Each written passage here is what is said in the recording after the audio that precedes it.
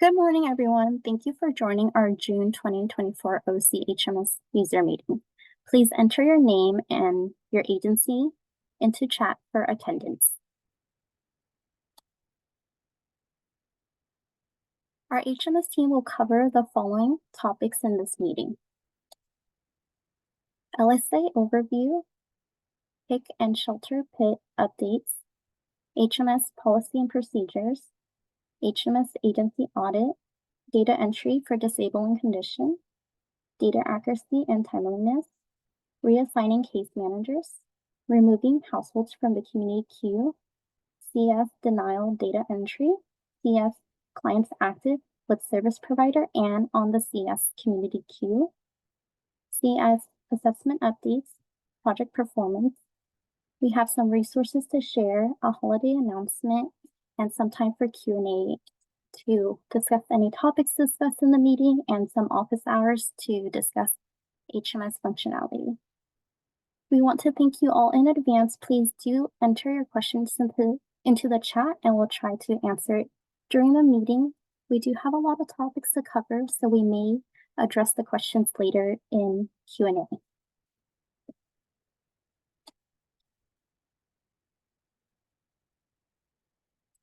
LSA overview. HUD requires COC to measure their performance as a system on an annual basis and submit the results to HUD. The reporting period for this LSA is October 1st, 2022 to September 30th, 2023. The project types that are included in the LSA are listed below: street outreach, emergency shelter, transitional housing, parent supportive housing, rapid rehousing, and other PH projects. The LSA report is available on our website, so please navigate to the report tabs and then click on LSA. We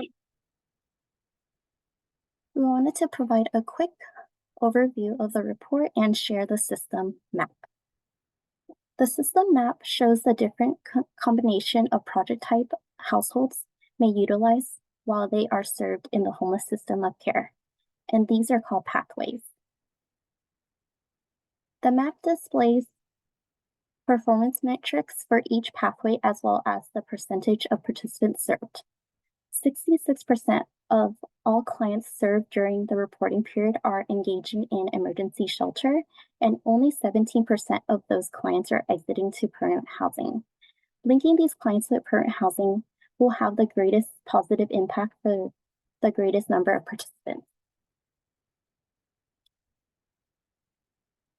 So on this slide, you'll see a screenshot of the system performance map. So this system map will show the different pathway the participants are taking while they're in our COC in HMIS.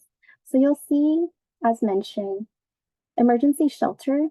For participants that are only engaged in emergency shelter, their likelihood to exit to permanent housing is only 17%. So you can also see if they're linked to other projects such as rapid housing or transitional housing, their likelihood to exit to permanent destinations is higher and has increased. So it is important, if possible, to link the participants so that they can receive additional wraparound services.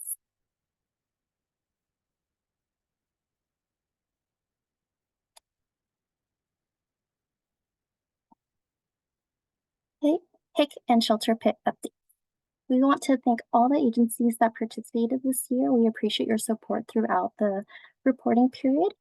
Our HMS team would like to invite all the agencies that participate to provide your feedback regarding this year's review process. We would like to further discuss how were the PIC and shelter pit clarity reports, were they easy to navigate and understand?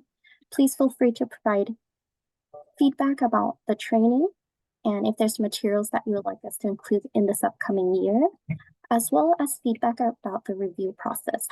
Please let us know how we can better support your agency. So for agencies that participate in this year's PIC and shelter pit, we'll be sending out a separate newsletter for more details how to share your feedback.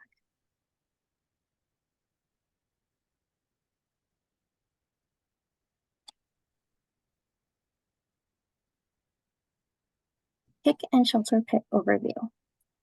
HIC stands for Housing Inventory Count. HIC collects the information about all of the beds and units in each COC homeless system. Categorized by project type, only beds dedicated to serve homeless clients should be counted on the HIC. And PIT stands for point in time. HUD requires that COC conduct an annual count of people experiencing homelessness who are sheltered in emergency shelter, transitional housing, and safe haven on a single night. Our PIT date this year was January 22nd, 2024.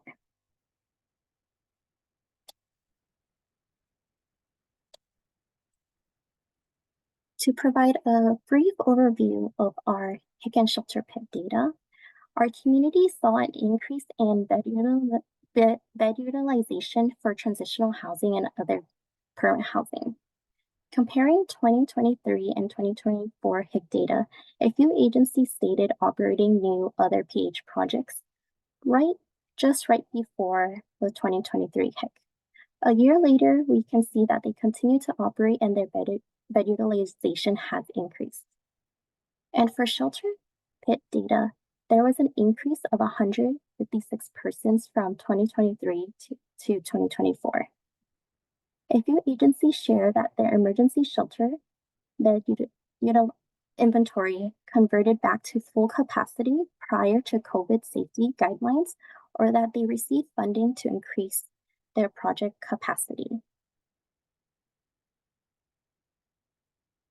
We would like to also encourage users to participate in the upcoming June COC board meeting. Our HMS team will be going more in depth on the HUD reports. Please keep an eye out for a newsletter from the Office of Care Coordination. There is an option to join virtually to listen to the updates.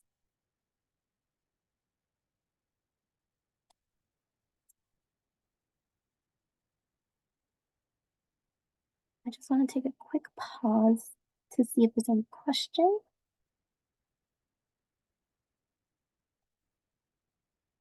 I don't see any questions in the chat at the moment, so I'll move forward. And I just want a friendly reminder, all this material will be sent out in a recap newsletter. HMS policy and procedures. We would like to open it up to all the HMS users to review updates to the HMS policy and procedures. There will be a separate newsletter to provide more details on how to provide feedback, and we would like to receive all the feedback by end of day next Friday to include your feedback and suggestions. And wanted to highlight some of the updates and changes to the HMS policy and procedures. The HMS Policy and Procedure Working Group have provided feedback and suggestions to the following. To develop training for new agencies joining HMIS. This is to give the new agency more context what is HMS and the minimum participation requirements. A minimum term commitment to participate in the HMS Agency Working Group. To highlight agency on the HMS website that passed the agency audit on the first attempt. Develop policies for agencies that are non-responsive to audits. Agencies approved for HMS access have 90 days to begin participating in HMS, which means getting their agency set up and user set up. Another update is victim service provider receiving COC funds or ESG funds may request up to 5 license for read-only access for HMS, and this is the purpose for care coordination.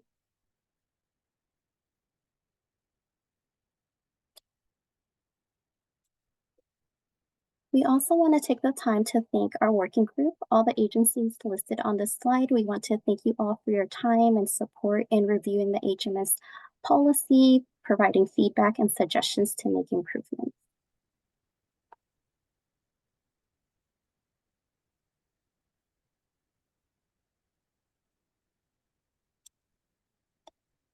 Armando? Hi, good morning, everybody. The HMIS Help Desk would like to announce that we will begin conducting our agency audits for the year 2024, and we will be reaching out to all of the agencies 2 weeks before the available audit meeting dates so that you can have a few different options to schedule the audit for the agency administrators to let us know what time they have to prepare for the audit.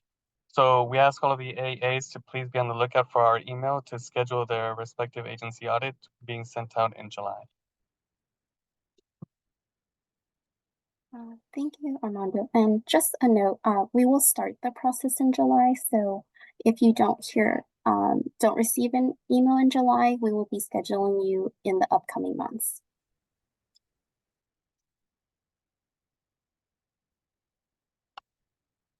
The following forms are going to be asked to be dated for the year 2024 and to be signed by the leadership at each agency. These are the HMIS Participating Agency Agreement Form, and then also the Interagency Data Sharing Agreement. And on the right side of the slide, you can see highlighted in that orange box where the agency administrator would be able to upload both of those respective forms once they've been signed by their leadership on the actual agency audit form.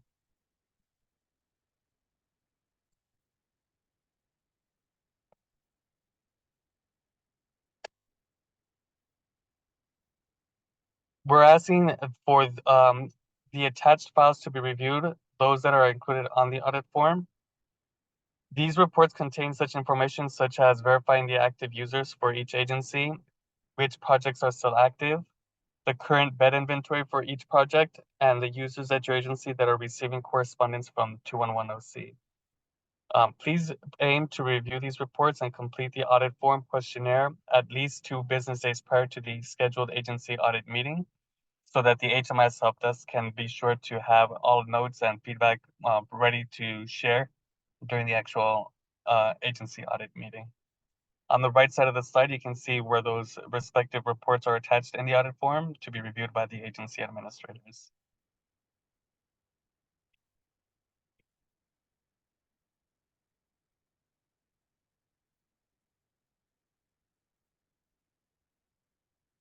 For this year's audit, agencies are going to be receiving a few new reports that hadn't been included in previous years. These reports are also going to be reviewed to verify for any overlapping enrollments that are taking place, head of household errors, and then duplicate client record errors. So we're asking for all of the administrators to review these reports that will also be uploaded into your agency's Dropbox prior to the scheduled audit meeting, and then to submit tickets to the help desk to address any of those errors from any of those 3 reports.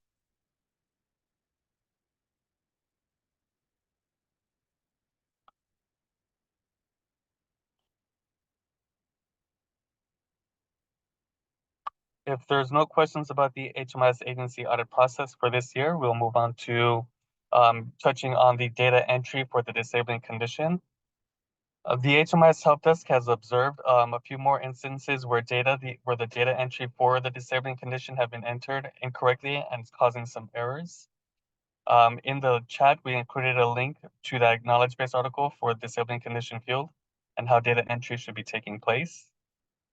In the first scenario that comes up a lot, you'll see an example on the right side of the slide. Sometimes a yes entry will be entered for a disabling condition, but a no will be entered for all of the different disability types.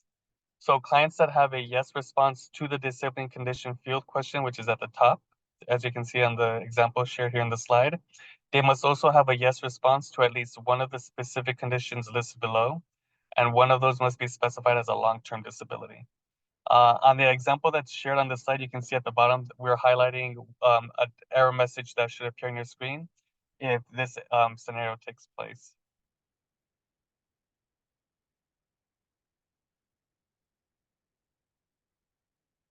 Next slide, please. A second scenario for data entry errors for the disabling condition field occur when no is entered to the disabling condition field, but then yes to one of the disability types is specified. So in instances where a disability is indicated and specified as yes to being long-term, then that main disabling condition field at the top must also be indicated as yes. If the disability indicated and specified as no to being long-term, then the main disabling condition field must also be indicated as no. There's two examples here on the right side of the slide. On the top screen share, we're highlighting that error message that comes up indicating that the physical disability in this example is specified to yes, and it's also specified as a long-term disabling condition, but the main disabling condition field there says no to it. And then on the bottom, you can see where we're capturing a no response for the disabling condition. The physical disability is specified as yes, but it's being specified as not being long-term, which is also contradictory. Just wanted to provide some clarification. From the screenshot, you'll notice the top screenshot, there's going to be a warning that pops up if there's any data errors. As Armando mentioned, the first example, it's indicating that there's not a disabling condition, but a disabling condition was selected and indicated to be long-term. So that is going to pop up an error letting the user know that the disabling condition should be selected yes if that disability is present and expected to be long-term. And it would be the opposite. If it is a disability that is not expected to be long-term, then the disabling condition should be set as no in the second example. Thank you, Armando. I don't see any questions in the chat. Oh, there is a question. There's just one more slide on the disabling condition information.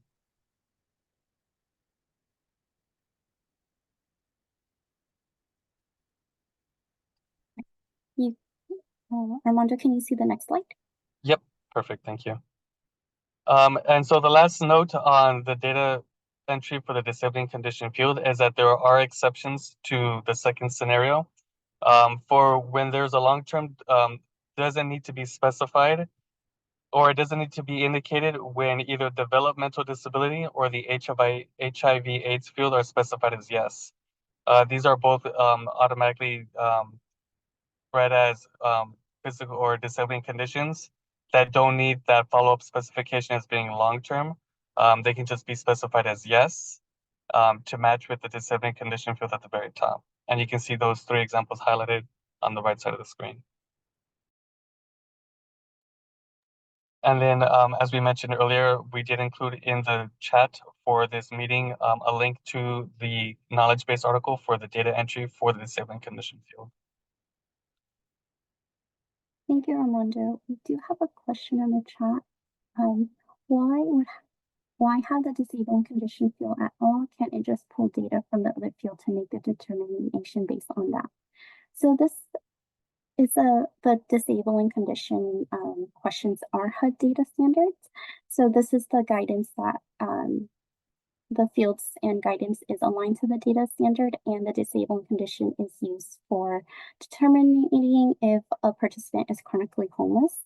And it is also used for different calculations. So that's why the data standard is included, since it is HUD data standards.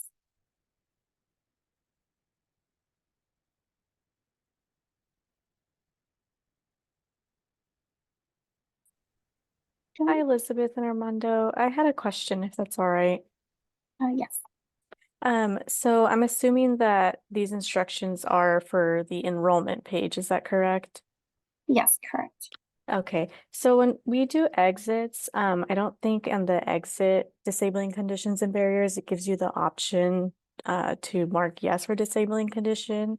It just asks for the physical, developmental, and then up to the substance use disorder. So when we're exiting a family, you know, for example, they say, yes, I have a chronic health condition at exit, and yes, it's long-term, we'll get like a little like dialogue box that says to answer disabling condition with a response of yes.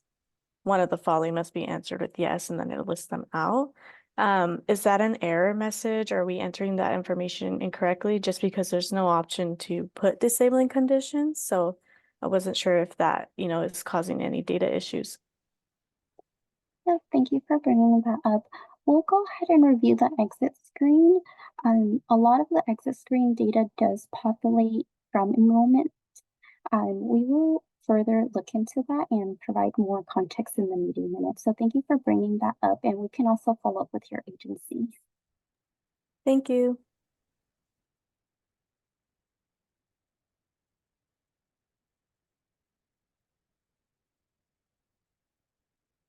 Thank you. We don't see any more questions coming in for this topic, so we'll go ahead and move forward for right now. Hugo?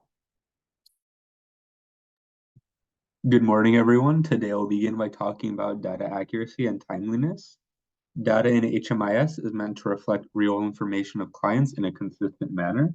To maintain good data quality, users should focus on maintaining good data accuracy and data timeliness. Data accuracy, referring to the degree in which HMIS data reflects real-world clients and events, is achieved by correctly entering real information clients provide into HMIS. This can be accomplished by verifying client responses align with HUD data standards, verifying that clients' information provided reflects their real-life circumstances, and verifying that information users enter into HMIS matches what clients report. Next slide, please. Data timeliness, referring to the degree in which data collected in HMIS is available for viewing, is achieved by entering clients' data into HMIS as soon as it's collected.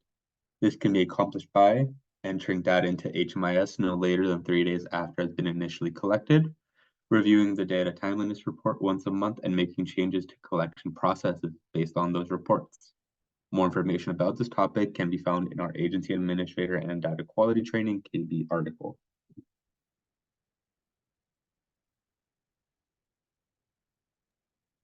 Thank you, Hugo. And we also included the KB into the chat, so feel free to review those KB. And as a friendly reminder, we will be including all the materials that we cover in the recap and meeting minutes. Hugo, I don't see any questions regarding those topics, so we can move forward. Reassigning case managers at a partner agency. Users who need to provide services to a client served by a partner agency will need to switch their agency access over to change the assigned staff to themselves. Step 1. Change your agency access from your primary agency over to your secondary agency using the agency's drop-down menu. Step 2. Search for the client's client profile record and select the Edit icon. Step 3. Go to the client's program tab and edit the program by selecting the Edit icon next to the enrollment. Step 4. Locate the assigned staff section of the program and click on the Edit icon to the right of the name. Next slide, please. Step 5. A drop-down menu will appear that has a list of all the active staff at that agency. Choose yourself from among the list and select Save Changes. Please note, however, that users who switch over to a partner agency will only be able to see a list of users at that agency, not both. Agency administrators will not be able to reassign case managers from one agency to another, so case managers themselves must do so.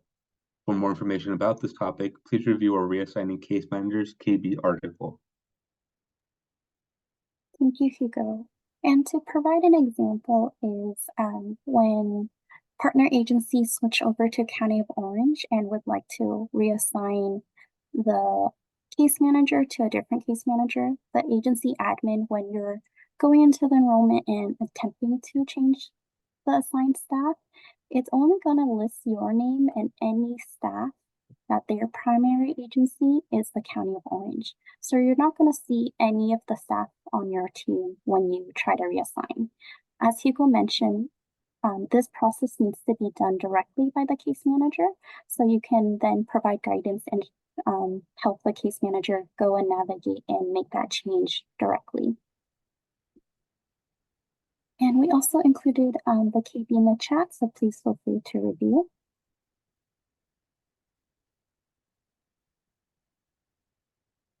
I don't see any questions for this topic, Hugo, so we can go ahead and move forward for now. Removing households from the community queue. When a household no longer needs to be matched with a housing opportunity through CES, the household should be removed from the community queue. Step 1. Search for the head of household's name and click on the Edit button. Once located, go to their history page. Step 2. Click on the Edit button next to the referral to the community queue. Step 3. Scroll to the Remove from the Queue section on the referral page and select the reason the household is being removed. Remember to add the date the household was removed from the community queue and click on Save Changes. Please keep in mind, however, that if you remove a household from the community queue, you must also remove them from the CES program. Navigate to the exit screen and close out the CES enrollment. Next slide, please. And now I will be providing a brief demonstration on how this is accomplished. So Hugo, let me stop sharing so that you can start sharing.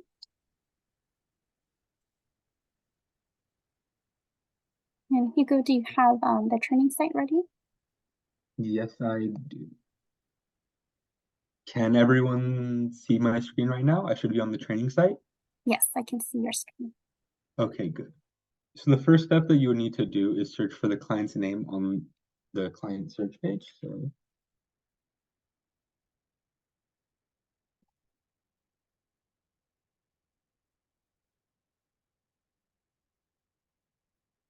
once on the client search page, you can go to their history tab to look for an active CES enrollment or enrollment in the community queue. One interesting thing of note is that under their profile icon, there is usually a little message that pops up telling you whether or not the client is already enrolled in the community queue. So you can go to their history tab, and then you can click on their referral to the community queue, the edit button. From here, you can scroll down to the remove from the queue section and select the reason the client is being removed from the community queue. Then you can just click on Save Changes, and it should be processed.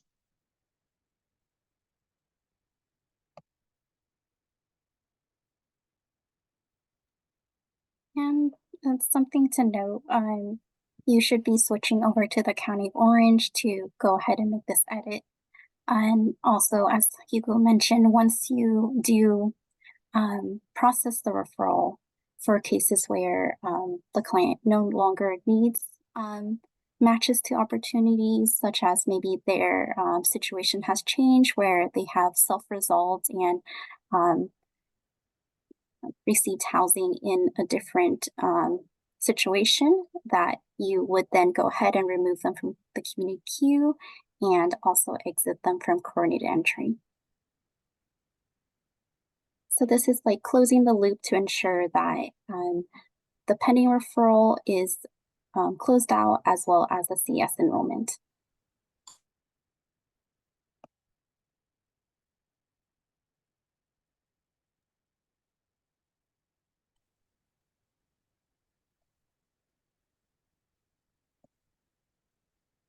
Can everyone confirm they see the slides again? Or Hugo, could you confirm? Yes. Okay, Yes. thank you.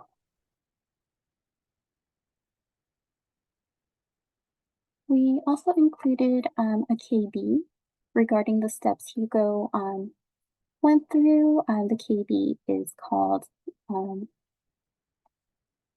removing household from the community queue. So that will be included in our meeting minutes, as well as it will also be shared into the chat. Michaela?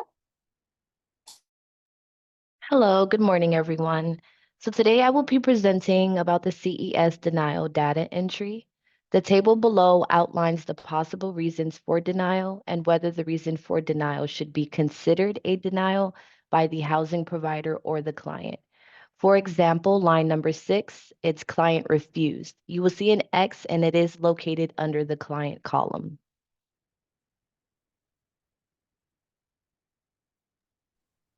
Thank you, Michaela. And just to give a little bit more context, this table, as Michaela mentioned, is going to let you know, depending on the reason of denial, if the agency should be selecting that it's denied by the client or by the housing provider. So there's an X for each reason and how to then enter that data when denying a referral, a match referral. We just wanted to highlight this to provide some more guidance as we notice some agencies are selecting housing provider, but then later on choosing a reason such as client refusing service. So this would be an error, and it should have been originally always selected that denied by client.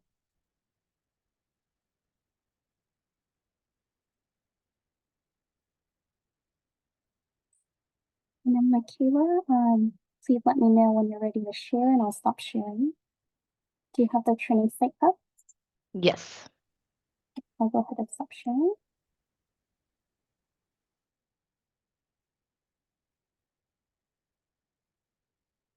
And Elizabeth, can you confirm that you see the training website? Yes, I can see the training website. Okay, perfect. So after a household has been matched to a housing opportunity, the agency may need to deny the referral. For some reasons, this could occur, and it could be due to a household not being eligible for the project, the household deciding they did not want to be housed by the project, or the household fell out of contact with their caseworker. In my example, I will be showing a client that refused services.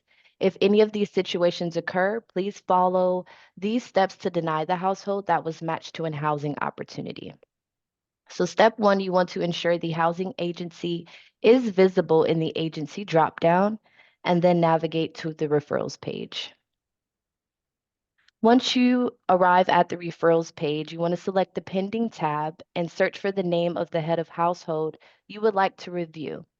At that time, you will click on the edit button, and then you will scroll down to the status section. Once at the status selection, you want to select denied. And once that has been selected, the screen will expand for more options. You want to complete the fields below and then select Save Changes. For send to the community queue, there will be an option to return the household to the community queue. And in this example, the client denied the opportunity, but will like to be matched to another opportunity. So then I would select yes here. The denied type, that is going to be the determining party for the denial, whether that be the client or the housing provider. So for this selection here, it will be the client. The denied reason, the table in the knowledge base article outlines the possible reasons for denial and whether the reason for the denial should be considered a denial by housing provider or by the client. In this instance, it'll be client refused, which will be the denied by type for the client. The denied message here allows you to enter any pertinent information regarding the referral and for the other staff at other agencies. At this time, you will select Save Changes.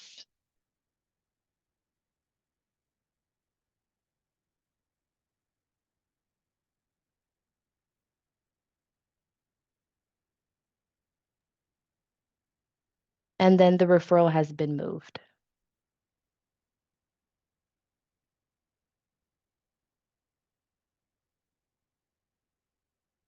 Thank you, Michaela. Let me go ahead and share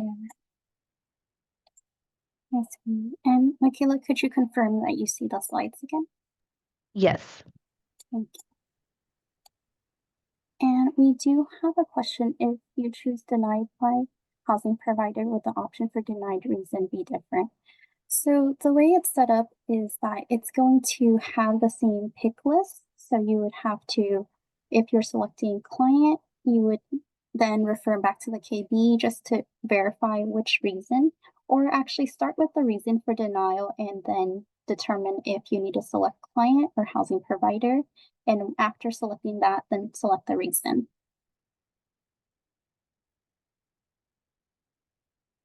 Thank you for your question. I don't see any other questions, so we'll go ahead and move forward. And we also have the KB added into the chat. It's going to be the community queue for housing provider. Within that KB, there is different sections, so please navigate to denied CS referral, and that section will have more details and step-by-step on how to process that. Michaela, I don't see any questions, so we can move forward.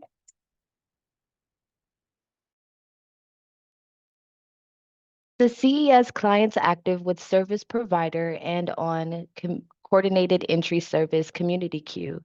This report lists all clients active in a project at the service provider's agency and whether or not the client is currently on the Coordinated Entry Community Queue. The report includes the project name, project type, project start and end dates for the client's current enrollment at the service provider's agency, whether or not the client is on the CES community queue, and the date they were added, as well as the client's responses to the CES assessment questions. Here we have listed a way to reach the report, as well as the KB article and the report attachment that's attached to the KB article as well. Next slide, please. Thank you. Here it shows the client profile and the service provider enrollment data.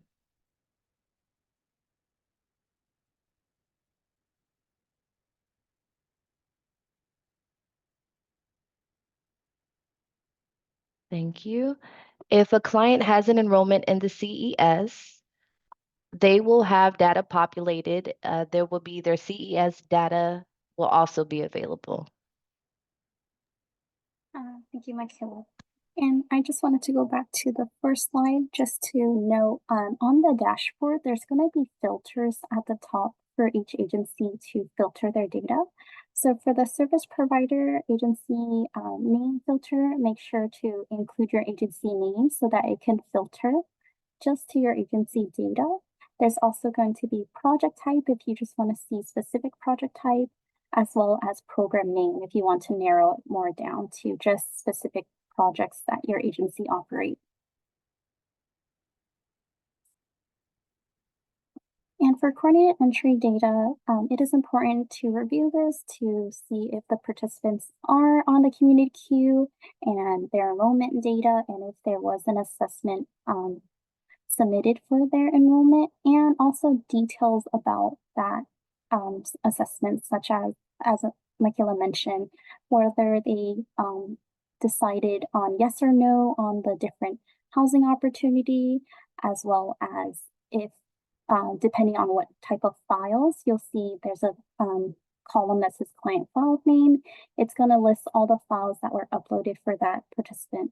So if you review this report and notice that there's some documents that are missing, it's important to identify and then upload those documents for the participants.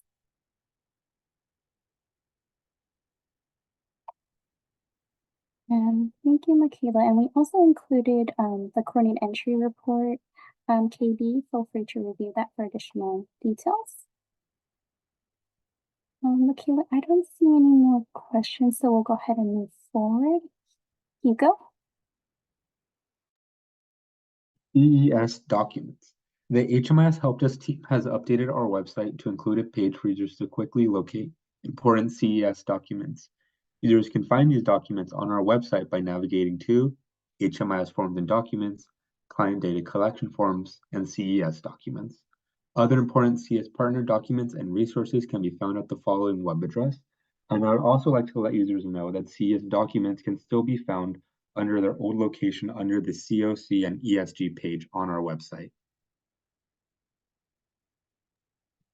Thank you, Hugo. I'm going to navigate to the website just to show that.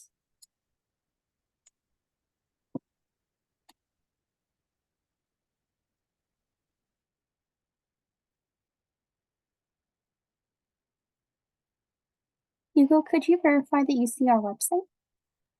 Yes, I can see the website. Okay, thank you. As Hugo mentioned, it's going to be located on the HMS form and document. So client data collection form is where you can navigate to find these forms. It's going to still be located under COC and ESG.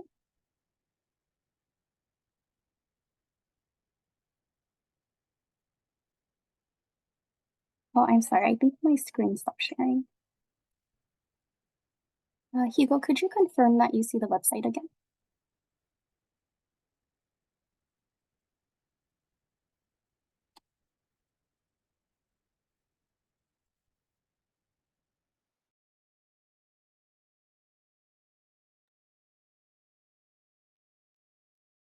Hi everyone, I apologize, I lost connection. Thank you in advance for your patience. I'll be getting the screen ready.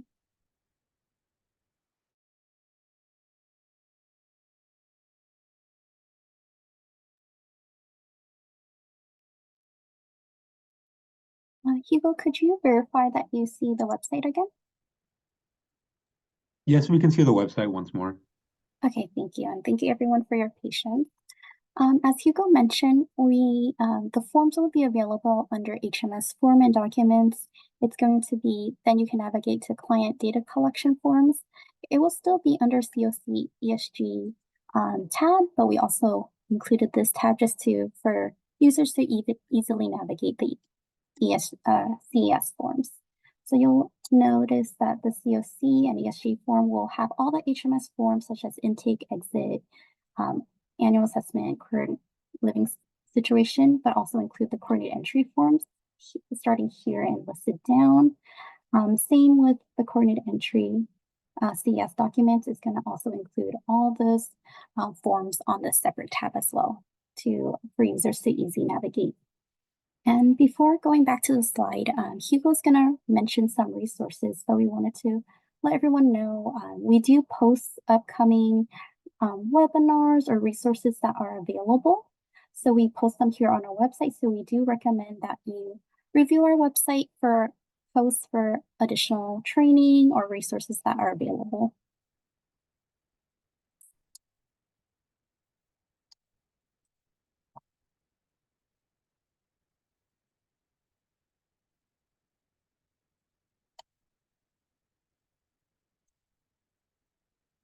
Hugo, could you verify we're back on the CS document slide? Yes, we're back on the slides. Okay, thank you.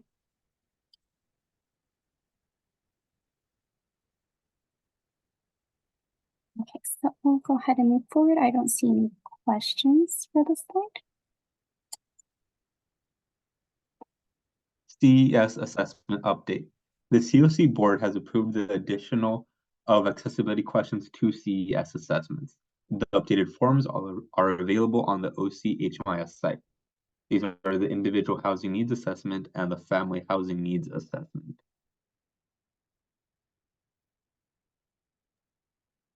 Thank you, Hugo. And as mentioned, there has been additional questions added to the individual and family CS assessment as seen in the screenshot.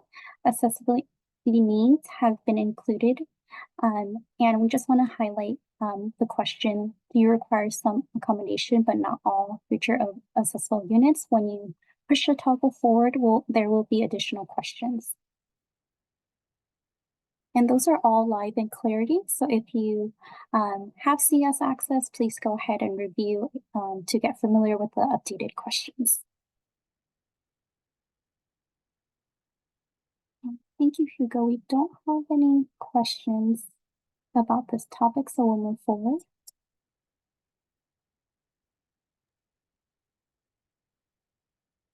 Is this Michaela? Yes. So we have our project performance reports. For transitional housing, they will be published on our OC HMIS website in the upcoming weeks. Current and past PPRs can be found on our Orange County HMIS website. Corrections for our emergency shelter PPR draft will be uploaded into the Dropbox in the upcoming weeks. The project performance overview is a helpful document which provides important information regarding the PPRs, including the thresholds of each goal and our publishing schedule.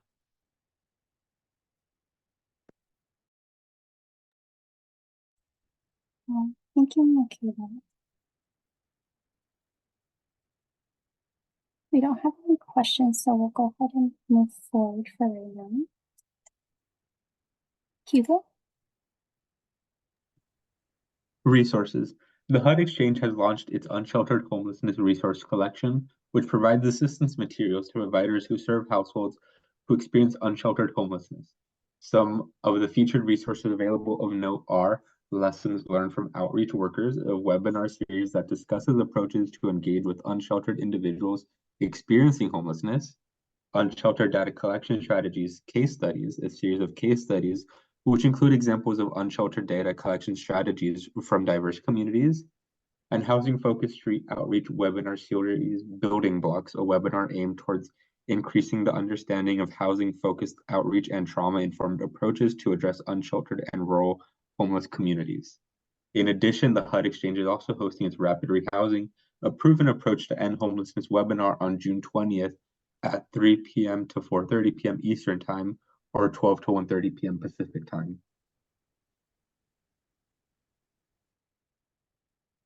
Thank you, Hugo. Additional information, as mentioned, is available on our website, so please feel free to review and receive the links to register and review either the webinar or those materials that are available. Hugo, I don't see any questions coming up for this topic, so we'll go ahead and move forward. Armando? The HMIS help desk will be closed on Thursday, July 4th in observance of the 4th of July. And we will be back in the office the following business day to assist with any tickets.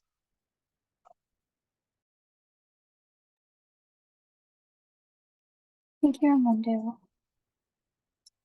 We do have time for Q&A for topics discussed in this meeting. For those who join us a little bit later on, please do enter your name and agency into the chat for attendance.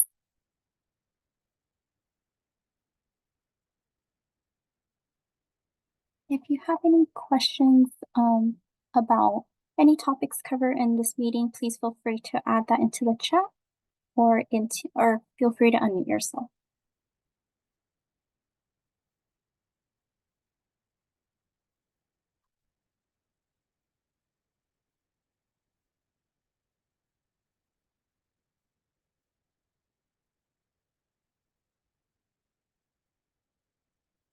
Yeah, just real quick, this is Christine from Orange County Housing.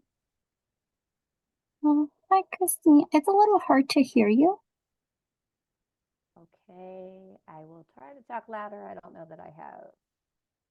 Let's see if I don't know if that helps at all. If not, I can hear you a little bit better, but it is a little hard. But anyone on the team, if you can hear, please feel free to support. I could just do an email. It's not a problem. Okay. Yeah, I'm so sorry. I think it's just my connection. I'll reach out to you and address any questions or concerns you may have. Great, thank you. I don't see any other questions coming in, so I just want to thank everyone for joining us. Our next meeting will be July 3rd. We'll be sending out a meeting recap of this meeting as well as an invite for the next meeting. For anyone who would like to stay online for office hours, feel free to stay online. If not, please, you can feel free to hop off, but we'll get started with office hours to cover any general questions.